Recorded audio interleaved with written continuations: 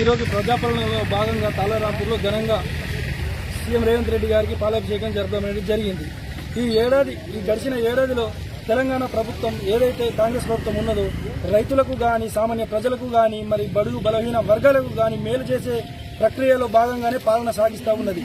ఈ పాలనని ఓర్చుకోలేని ఏదైతే కేసీఆర్ వాళ్ళ టీం అయితే ఉన్నదో కల్వకుంట్ల రాజ్యాంగం రచించినటువంటి ఏదైతే ఆ ముఠా ఉన్నదో కాంగ్రెస్ పైన కానీ రేవంత్ రెడ్డి పైన కానీ అనేక విమర్శలు అనేకమైన అబద్ధపు ఆరోపణలు చేస్తూ ఉన్నాయి. ప్రజలందరూ గమనిస్తూ ఉన్నారు. ఈ కాన్స్టిట్యున్సీకి చెందినటువంటి మాజీ మంత్రివర్యులు ఏదైతే ఎమ్మెల్యే ఉన్నారో ఆయన ధనార్జనే ధ్యేయంగా పెట్టుకుని బాల్కొండ కాన్స్టిట్యున్సీని మరి రాష్ట్రాన్ని నిలువు దోపిడీ చేసుకుని ఈ రోజు నీతులు చెప్తా ఉన్నాడు. ఈ కాన్స్టిట్యున్సీ ఆయన గురించి ఏమనుకుంటుందో అందరికీ తెలుసు.